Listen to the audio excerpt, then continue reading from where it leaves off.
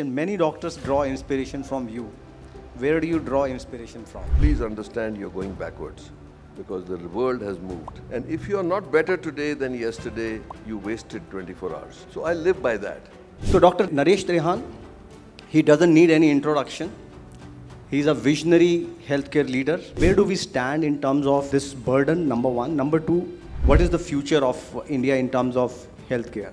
Today, ECHS, CGHS still exists, although payment may be delayed. The private insurance has grown to 12 to 18% now in different pockets. Ayushman has brought in another, supposed to bring in 50 crore people, but maybe at least 10, 20 crores have been brought into the loop. So there is many more people who are on the track to be receiving healthcare. The 70 plus scheme was announced of Ayushman. So all these things are very good signs that as the attendant costs of healthcare go up, the public cannot keep up with it by paying the premiums. The other problem is that the inefficiencies that exist in the system. But we will all have to come together again to say, how are we going to contain cost of healthcare? How is it that the safety net is created for more and more people? Okay. Affordability. A patient side, there has to be coverage to as almost every individual that we can give. Second, on our side, the delivery cost should be contained as much as we can. On the government side, is that unnecessary burden should not be put on healthcare delivery. Again, it should be passed on to the patient. There are things happening to rationalize, to realize that we cannot have rampant cost, runaway cost of healthcare like happened in many other countries.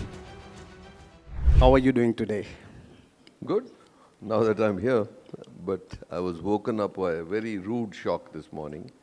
7 o'clock, a very close friend of mine who was running the marathon. Yeah, this morning marathon is happening, yeah. 10 yards from finish line, he collapsed. Oh my God. Cardiac arrest. Fortunately, the stadium had a resuscitation facility. We moved him to a hospital. Actually, I'm just coming from there. So he had a very, may have ruptured a plaque or has a critical lesion in his LAD and then had a massive heart attack. So hopefully he'll get better. Anyway, so I'm saying it is just relevant to today's discussion that this happened right this morning. Yeah. And healthy, he's just been to, scaled Kailash mountain, did hold the parikrama twice last year. So that's how hidden this disease is. Yeah. And I don't know if he'd gotten a checkup or not gotten a checkup before the marathon, but many times it doesn't show up. So you have to be careful. Yeah. So I believe that awareness is something which is very important, and a lot of time we don't go for general checkups as well. So as a doctor, you are helping every morning, every night. So Dr. Naresh Trehan, he doesn't need any introduction. He's a visionary healthcare leader. He not only created impact in cardiac care, I would say, but entire healthcare ecosystem in India. I think it is impossible to calculate the magnitude of impact he has created and lives he has touched. Please give him a big round of applause. Thank you very much for joining this conference. Thanks a lot. It's my pleasure. Thank you so much. So, sir, for this fireside session, we have two parts. First round is a broader round, and second is a rapid fire round. We will keep it little easy and light. So my first question to you is that you moved back to India in 1988, right? So you had a settled life in the US. You were doing well. And I believe that you democratized cardiac care in India. And I cannot imagine the kind of care now available in India without you being in the picture. So what made you decide to come back to India during that time? So Naveen, let's start from a step before that. I was at King George's Medical College in Lucknow, one of the finest institutions. And my desire to go to America, or awareness, arose out of frustration.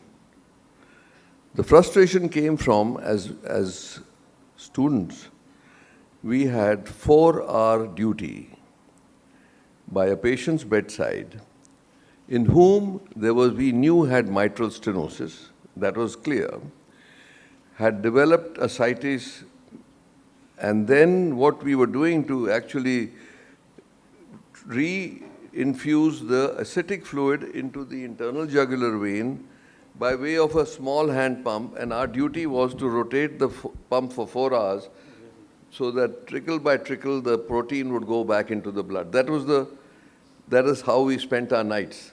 Okay. Did little research, found that there was already treatment starting for mitral stenosis. There were surgeries, although the mortality was more than 50% at that time, but the process has started. Correct. So that's when I said that if this is the kind of medicine we are practicing, where we know what it is, we know what needs to be done, and we are totally capable today to do it, then it's be good to go train and then come back to India. So the thought was from very beginning. It's not like a new thought while I was there. It got reinforced. So I trained for 7 years at New York University in New York. Then they asked me to stay on to the faculty. So I was teaching, practicing, all those things were happening. So that's different. But when I came into practice, every year, incrementally, from 50 to 150, 200 patients who would come from India to New York for me to operate on them, because nobody was doing coronary bypass surgery at that time in India. Right. So, and we are the first generation of bypass surgeons. So each one of them had the same thing. I was acutely aware it used to cost them $50,000 in those days. And they kept saying for each one of us, it's such a big thing moving our whole family there, staying there for 3-4 weeks and then coming back. It was quite an ordeal. So they always said, for us, of course, we have been able to be fortunate that we could afford it, but there are thousands in India who can't, and I was acutely aware of it. So actually the process started many years before I finally came to come back to India. Because one thing that I understood was that to be able to succeed and do something in India, you did not just want to come yourself and start operating, but you needed the whole ecosystem. Correct, right. So that's how the history of Escorts Heart Institute, that luck came in many forms, but the determination was there forever. Right. So all these things put together, we inaugurated it in 1988 when I returned, and some of the colleagues are still with us. And so this is a 36-year journey now. But it shows two things to me. Yeah. One, that the Indian brain, and I still believe it, that we have a better brain than anybody in the world. Exactly. I totally agree with you. Yeah. I could kick the behind of every American surgeon who was competing with us, because we started at 32. Every year, half of us would be eliminated, and only 2 of us will make heart surgeons. So I know that whole system. But unfortunately, the ecosystem and the environmental and cultural thinking is such that we actually put ourselves backwards. We don't need to be. We are superior. We do so many things which are much better than anybody else in the world, but we don't get to the end product. Right. 70%, 80% of IT is created in India. Exactly. We are very happy being the pharmacy to the world as generics. Why are we still in generics for the last 40 years? Why cannot we move up the value chain? Right. So this is limitation of our thinking, our environment, our ecosystem. And I was just talking to Dr. Ganesh just now, and I'm saying ICMR may be an opportunity to create a brain bank which takes India, at least in our field, to another level and another level, like we did in telecom. Exactly. It took one man to actually leapfrog from landline to digital. Now, I mean, the whole transformation is taking place. So now you know that we never invested in landlines as much as we would have, which other countries were forced to. And we went to cell phones right away. Exactly. I totally... And we are now planning G6. Yeah. So there is a there is a huge thing that one man, Sam Petroda, thought of it, created the concept. The rest, everybody else helped, of course, but I'm saying we can do that in all the fields of the world. I totally agree with you, Dr. Trehan. So that's why I'm happy that we came back with the whole. And one good thing that I had actually requested my boss, the American University in NYU, my boss and his boss, to say, we are going to India, we are making the Heart Institute, I'll need your help. Give me 22 of my colleagues who will come to India for 3 months, help me start it up, and then all I want from you is I'll bear all the expenses, just pay their salaries. Yeah. And the president of the university agreed. But when I started putting our team together in India, the thought came, if I bring the Americans here, which is all paid for, yeah, all our life we will be told the Americans did it for India. right. I became confident, and our colleagues are sitting here. I said, we shall do it ourselves. And then I went and apologized to my colleagues there who were like totally disappointed. For them it was fun to come to India fully paid. Yeah. So I said, this is the reason why I don't want to do it. And we opened in 88 and 1992, when we were doing more surgery than my parent institution, we invited all of them for a conference. Wow. Wow. So just so that they could understand Truly inspiring. Truly inspiring. No, truly. So I think it's not something that we can't do. We should continue to do. Correct. And anybody in this room is capable. Coming back to you, Dr. Trehan. So, you have been doing, you have been performing surgeries for last almost 5 decades. And you have, I believe that you have worked with, the most primitive equipment, and nowadays you are working with the most sophisticated equipment. So there are few things which haven't changed. So what are those things things changed and not changed? The only thing that has not changed, which makes a difference, is the mindset. If you look at it, what is the limitation of a human being? The limitation of a human being is thinking beyond yourself and thinking big. If you have thought of it, there is a good chance you'll get there. I mean, you take your own example. You just gave you were trained as a doctor, but you transformed yourself. So I'm saying that there is only the limitation is you yourself. Correct. You need to discover where your talent lies, where you can unleash spirit, and that's where you will go. If your spirit only limits you to a certain level, it won't go anywhere.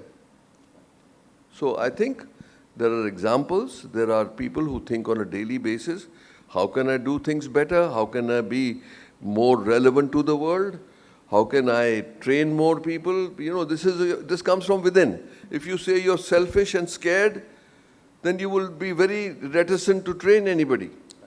If you have confidence in yourself and you feel you think big, you'll freely teach other people. So I'm saying that this is the basic thing that Indian mindset has. We have not liberated ourselves totally from our shackles of the 200 years of slavery or 2,000 years of slavery or whatever. So I think, like I said, I'm very proud. I have my colleague sitting here, Dr. Praveen Chandra. He cannot stop teaching. Get on a plane, go on a plane, start, do the process and get on to the plane back again through the night and come to work in the morning. So this is the kind of work you need to do. You can't be like thinking that, okay, there are people who need to do aram also. So the world has to go around. But I think the ones who have the spirit should take it to the ultimate. So my next question to you is, Dr. Trehan, India is considered to be a, capital of heart diseases. And where do we stand in terms of, this burden, number one. Number two, if I talk about, total healthcare ecosystem, we have now Ayushman Bharat, ABDM.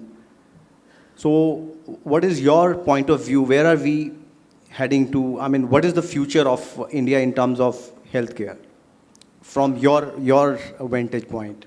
See, there are two parts to it. If you study the world, there is no country, and I can reinforce that thought, excuse me, no country in the world that has been able to come up with the perfect healthcare system. Absolutely, fully And agree. perfect means you go give decent quality of care to all your citizens. America, whose GDP is 28 lakh Trillion dollars. trillion dollars, we are trying to be 5. Even they have not solved it. Yeah. I mean, Their healthcare system is broken. right, okay. No, what the people say to us as doctors, the statisticians, that is all the fault of medicine, people are living longer. Yeah. Because we calculated on people going away at 60. Now you're extending life to 80, 90. So how can we Life provide the expectancy social is security? Yeah. Right? Be as it may, what India has done, and I think I can take a little credit for writing the first draft of Ayushman Bharat. Thank you and congratulations, sir. Many people curse me because they don't make enough money from there, so the rates are not that great. That's the world's largest social scheme, and it's helping. No, see, that's what I'm saying. That one of the things is that the purity of thought doesn't remain; it gets contaminated as we go down. Right. So people are using it for political reasons, for whatever reasons. These are all things that are happening, which will make it a little more difficult. But the point basically is, it is a system. If you look at it now, 10 years ago, there was only the CGHS, ECHS scheme. Yeah. There were 3 to 5% private insurance. Right.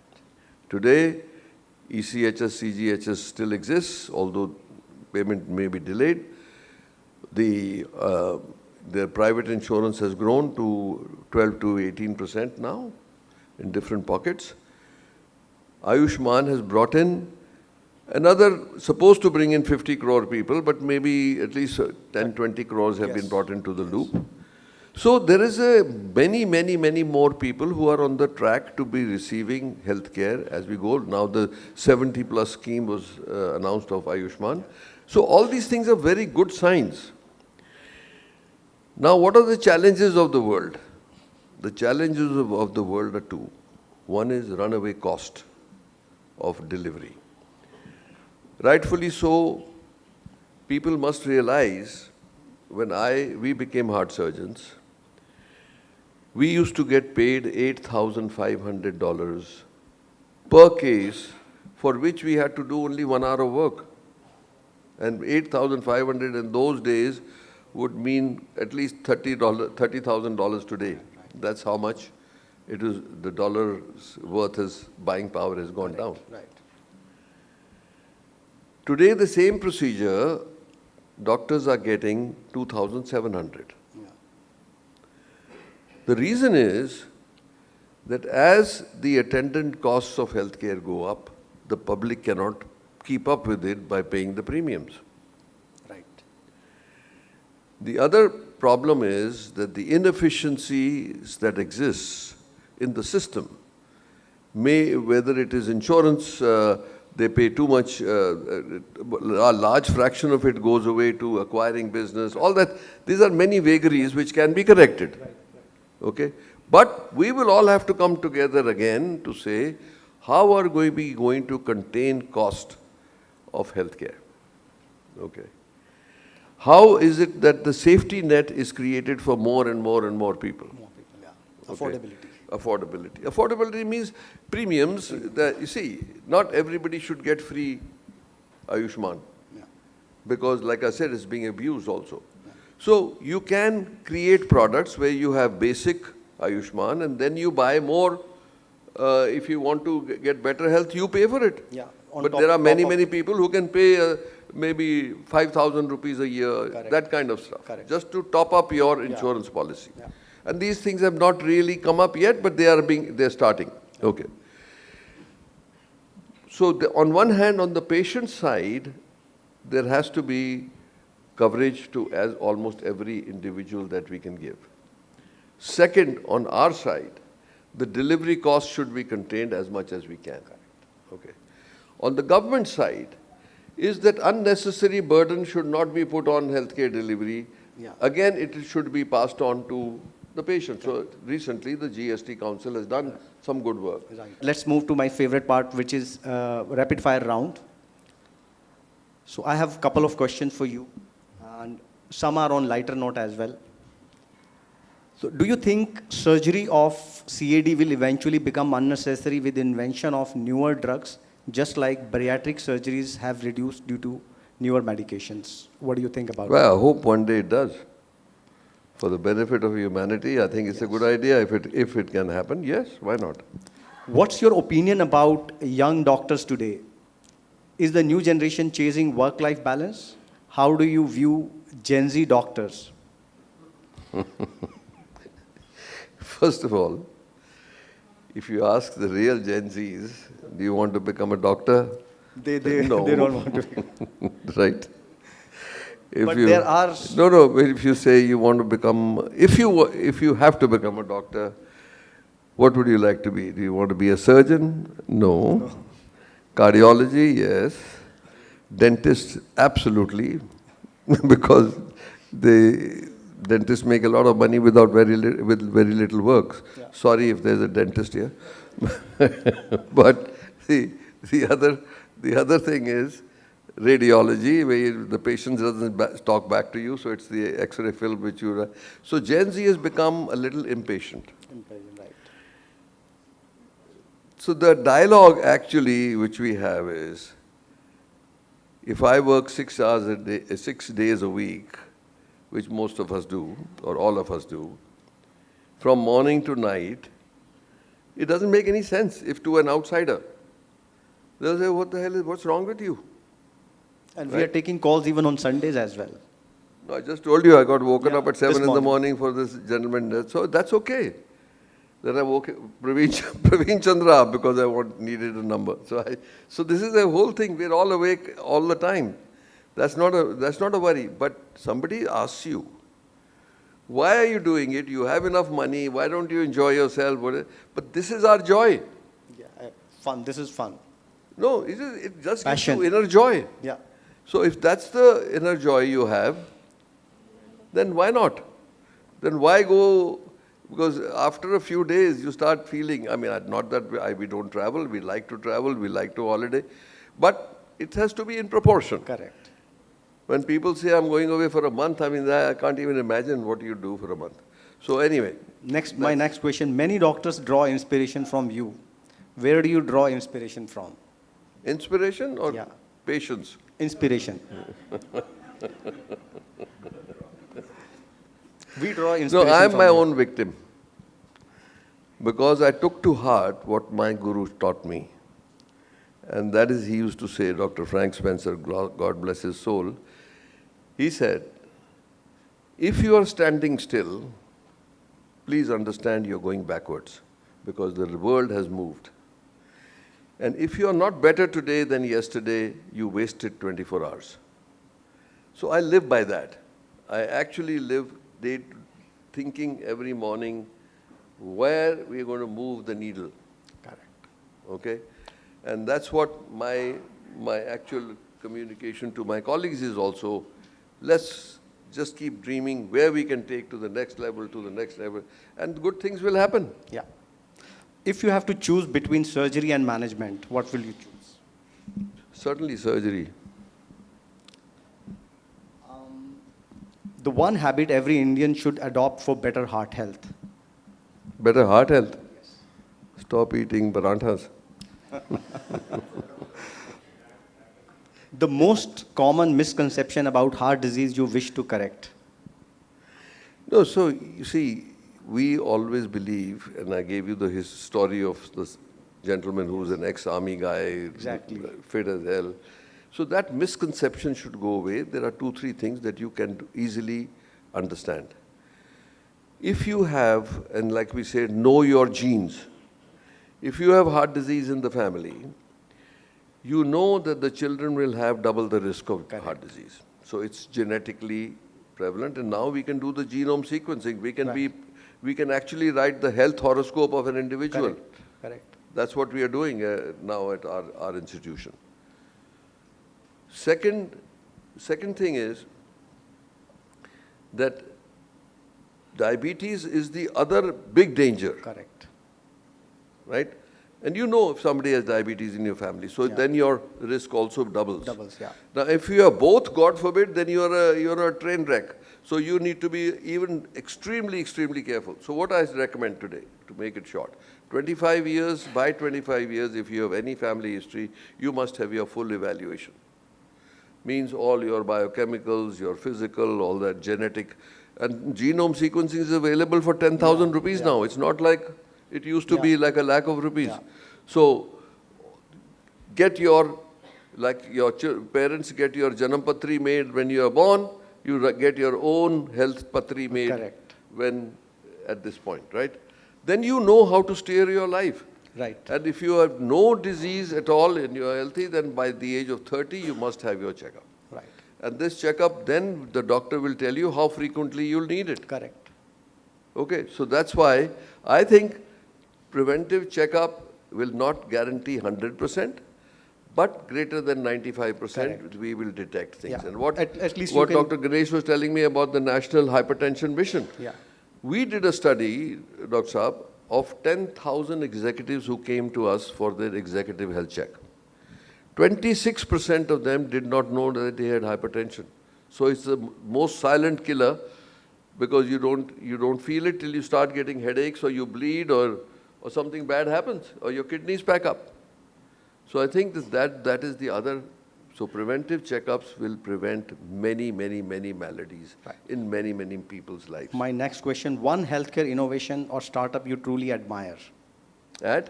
You truly admire one innovation or startup in today's time, one innovation or? No, you see, there are many, but the one, if you were to choose, I am a believer in remote monitoring. Remote monitoring. Remote monitoring will be it's already there, but it will be like the cell phone. I mean, people use all this ultra-human and all these other devices and things like that. But the main function of those is to say, how well did you sleep? If you don't know how well you slept, then you're in trouble. If you need a ring to tell you whether you slept or not, I don't know. I hope you're not wearing any. One must-have quality every entrepreneur should possess.